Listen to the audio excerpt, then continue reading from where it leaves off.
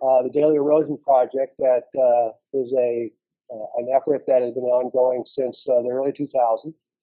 You can see here the cast of thousands that have been involved with this over the years. Rick Cruz is the head of the Iowa Water Center. He is the project lead for this. Brian Gelder, Daryl Hersman, also with Iowa State Ag and Biosystems Engineering and the Agronomy Department, respectively. And then, again, a significant number of other folks. Soil loss is a critical topic when it comes to agriculture and other types of activities on the landscape. Mark stressed how important the soil resource is to agriculture and how maintaining the quality of the soil is something that we would like to see. Certainly, the more soil you can keep on the ground, the healthier your soil is going to be. So soil loss is a critical issue, especially given growing population and food demands. We find that understanding soil loss is an important issue.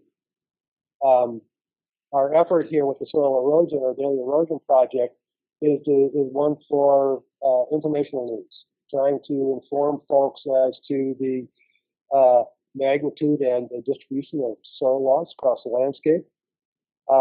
And we want to be able to characterize these soil erosion impacts and basically increase their recognition with regard to food production and the public cost of soil loss. We employ the WEP model, the Water Erosion Prediction Program, developed by the ARS, John Laughlin, Dennis Flanagan from Purdue Soil Erosion Laboratory, Jim Frankenberger are the keepers of that particular program.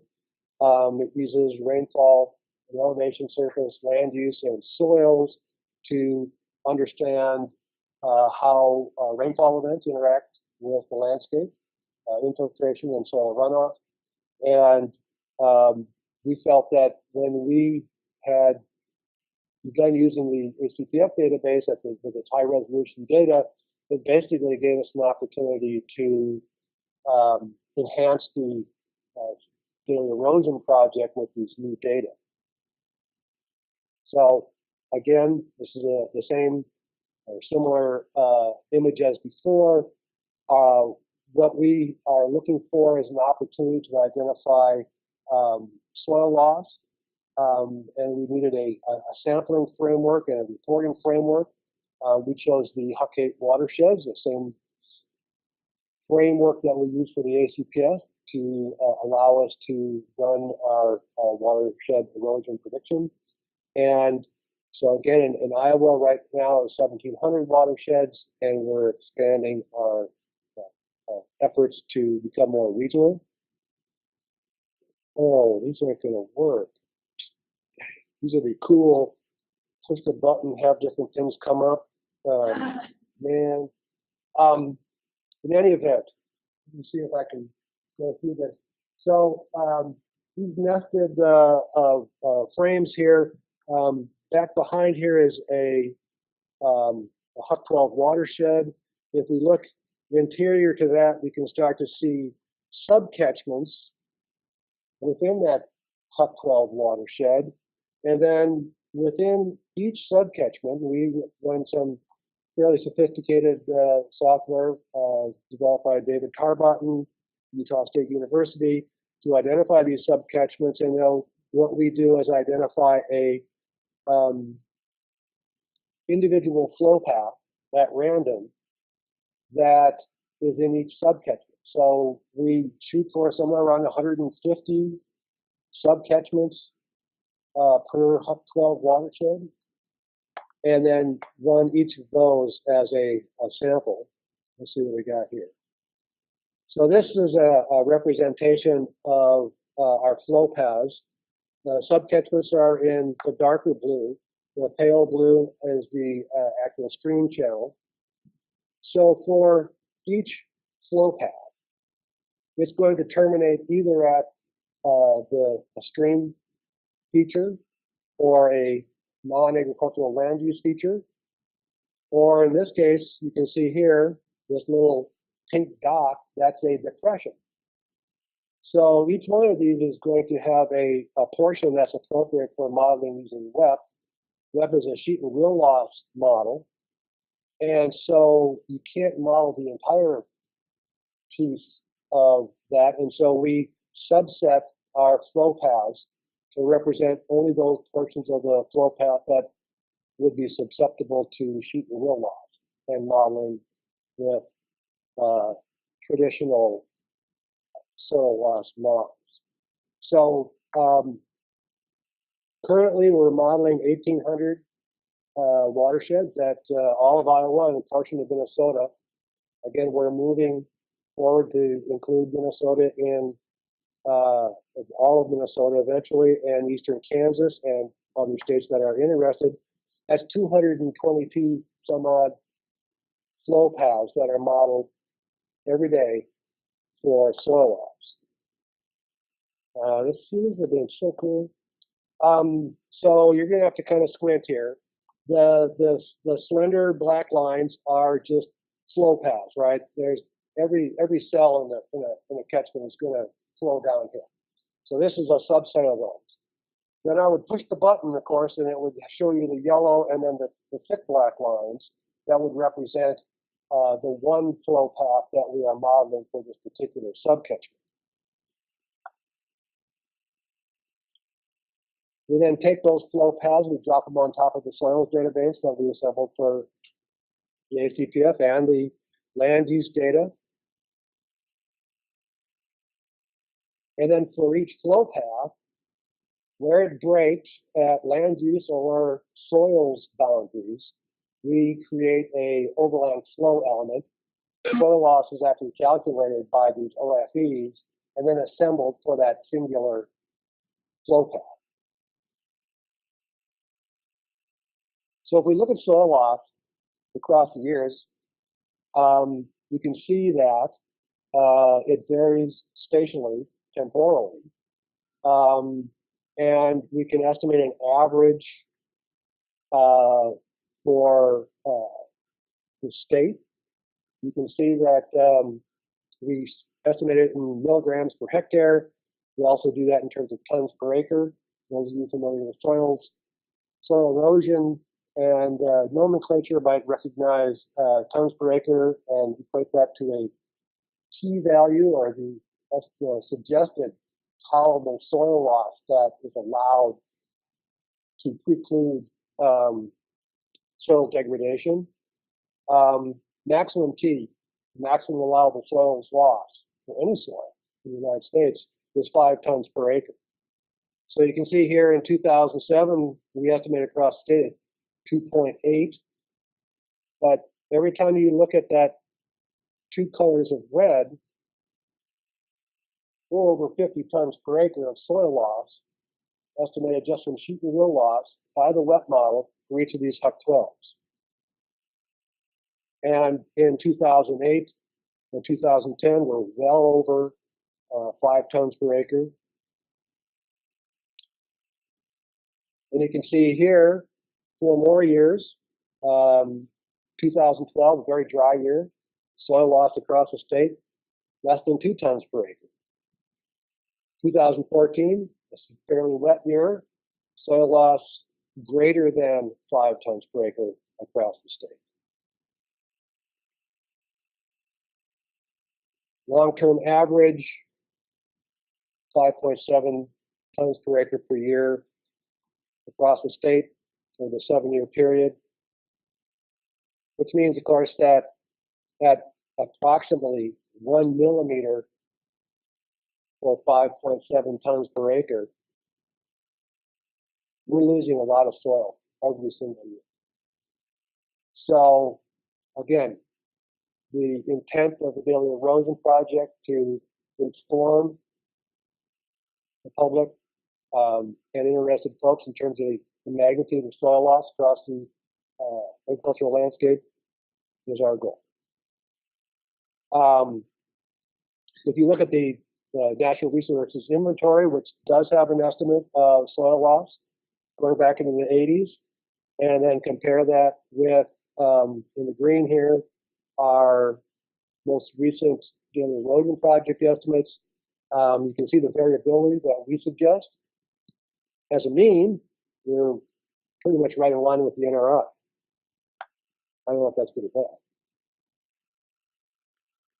Then we have a colleague of ours, John Rehnquist from Environmental Working Group, who took the data from our daily erosion project for each HUC 12 over a 5-year period, assembled it by HUC 8, and then correlated that with the soils database estimates of highly erodible land.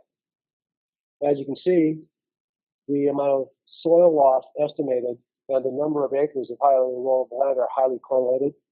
R squared is about 0.85. I think everybody would be happy with. So we understand where the problems might be. We understand where the highly erodible lands are. And therefore, we can use that information now, again, with the ability to examine at the HUC 12 level. There might be opportunities from a regional perspective where the ACPF toolbox might be appropriate to examine opportunities for interrupting soil loss. In the future, we want to incorporate a sediment phosphorus transport function into the DEP, address the ephemeral gully erosion, which is a significant piece and very dynamic every year,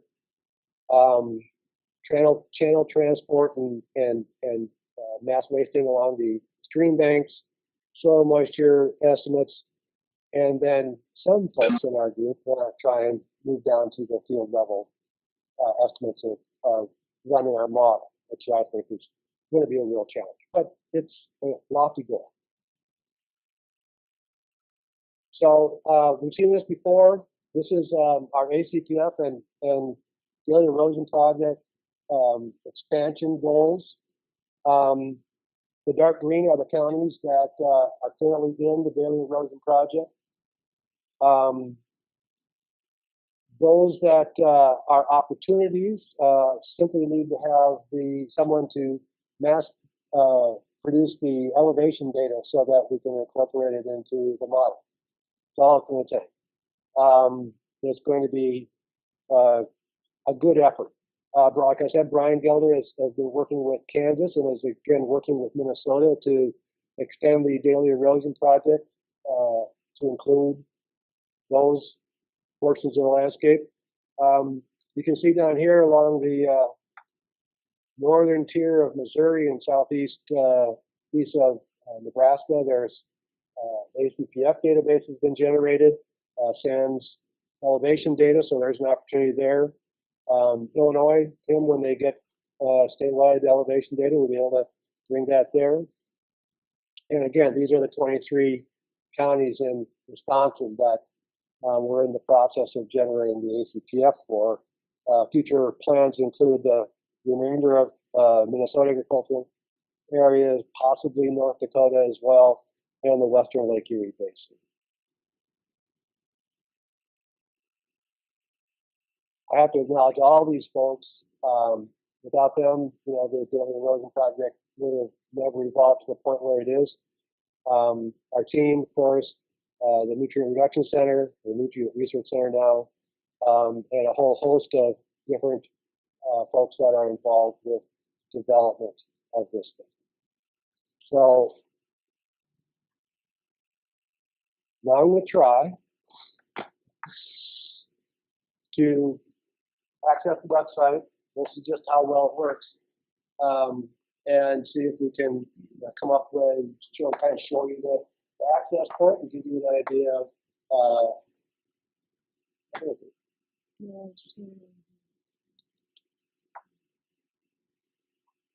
So any questions about the erosion project? I'm trying to go there.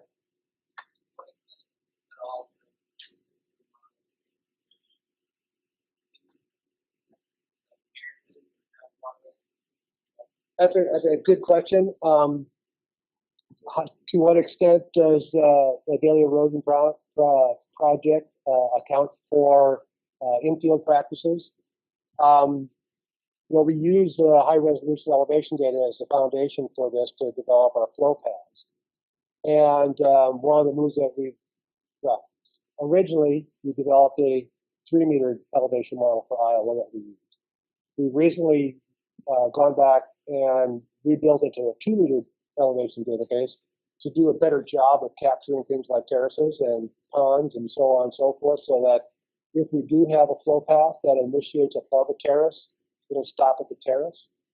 We realize that we need to account for these things, and so the higher quality DEM that you have, the better off you're going to be capturing.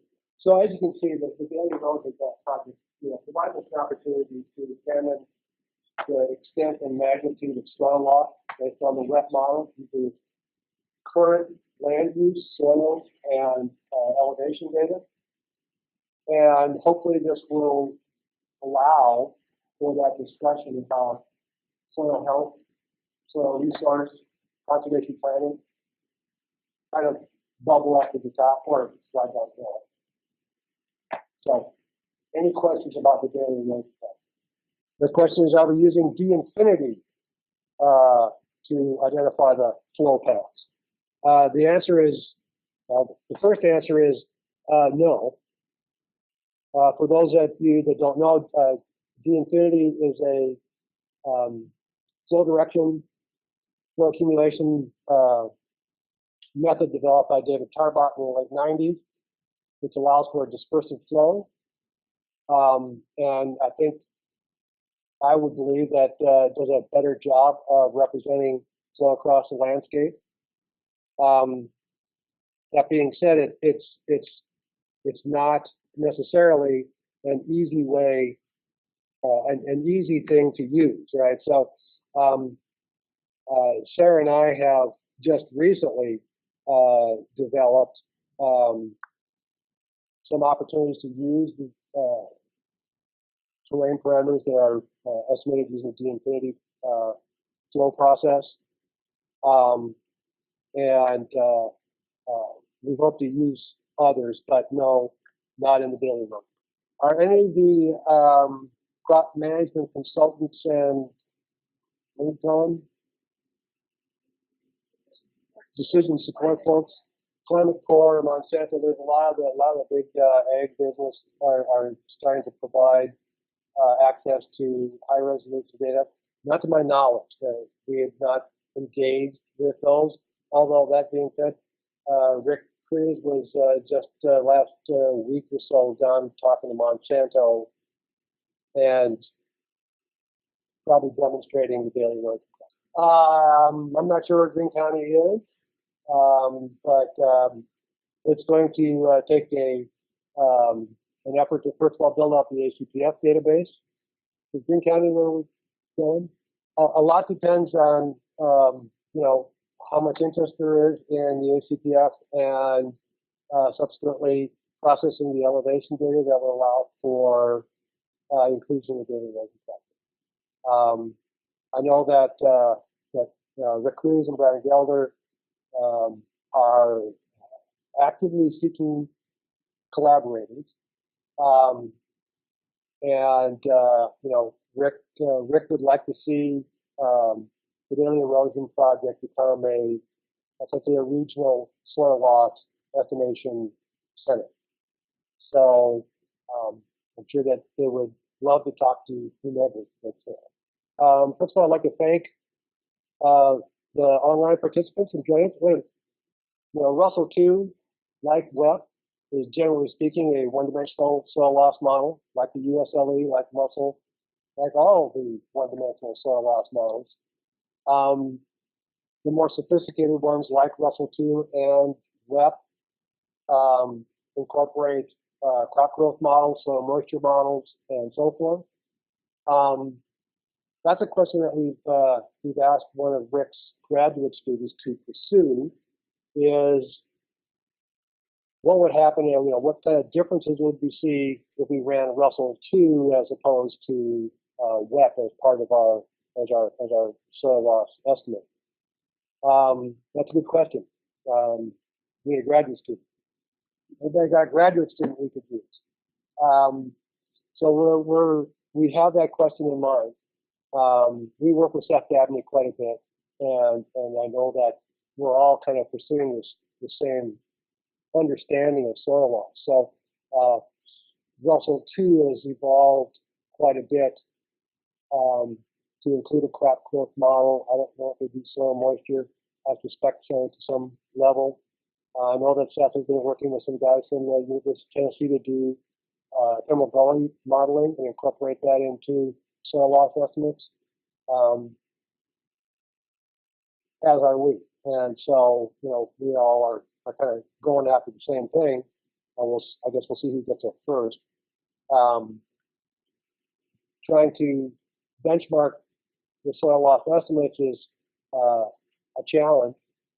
The thing that WEP does have going for it is back in the 80s and 90s when it was developed, John Laughlin and the Soil Erosion Laboratory did extensive amounts of benchmarking to make sure that the estimates that they were producing are valid.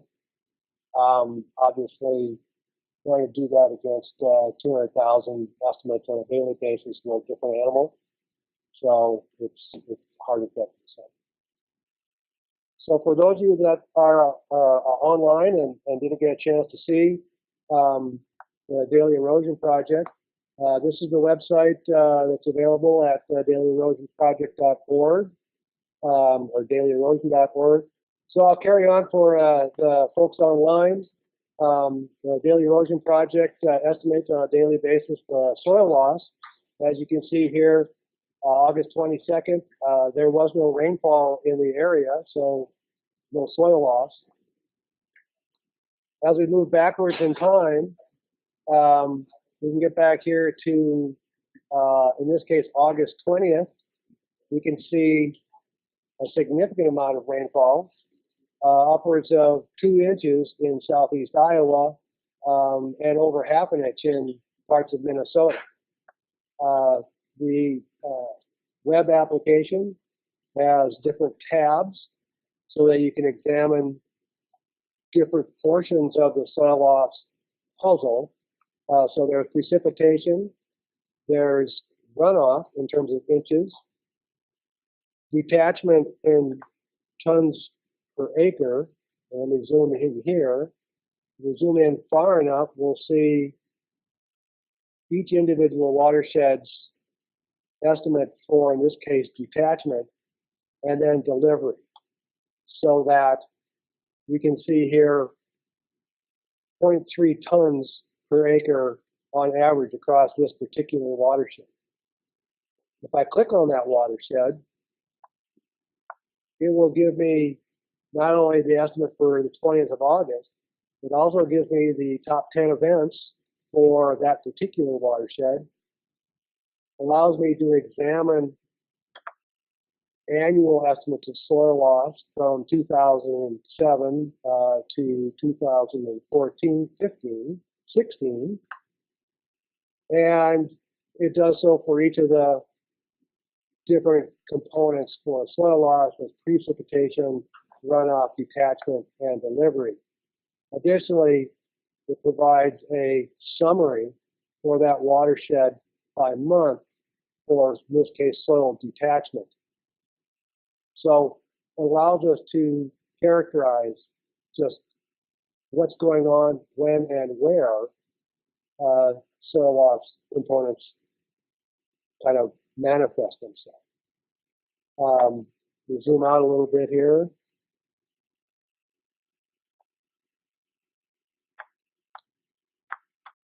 Additionally, we can examine a period of time instead of just a single date. So here we can go back to, let's go back to the 1st of August. It will access the database and show us that across Iowa and southeast Minnesota, we have upwards of 8 tons per acre of soil loss. For the month of August, we go back to June and look at June, July, and August. We can see that we have upwards of 28 tons per acre lost. Clearly, we can see there are certain areas within the state that experience more soil loss than others, notably the steeply highly dissected Russ Hills in western Iowa, and some of the driftless areas and more dissected pieces of Iowa and Minnesota along the Mississippi River. So again, we can zoom in closely. You can see over that period of time, basically the growing season thus far this year, 15, 16 tons per acre per year lost in individual watersheds. And as we move over towards Des Moines Road, much less relief, less than a ton per acre per year.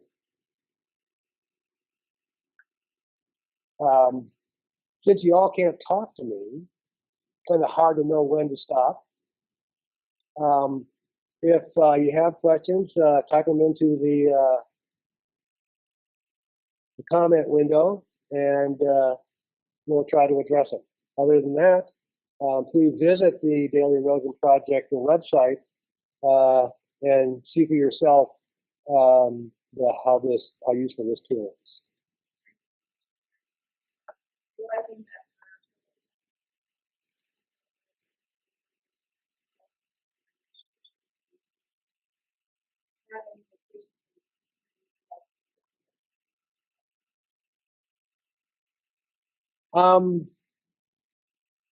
To the best of my knowledge, we have not pursued that. Again, these one-dimensional soil loss models are for sheet and rill loss. Therefore, we don't try and estimate sediment delivery to the stream or even the ephemeral gully.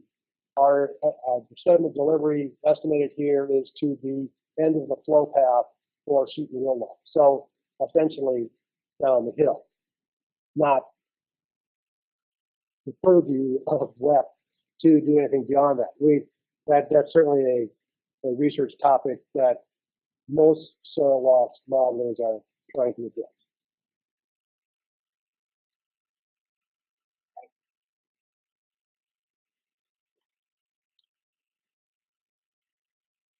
So it's just me and Rebecca and Janice here. So we're going to sign off.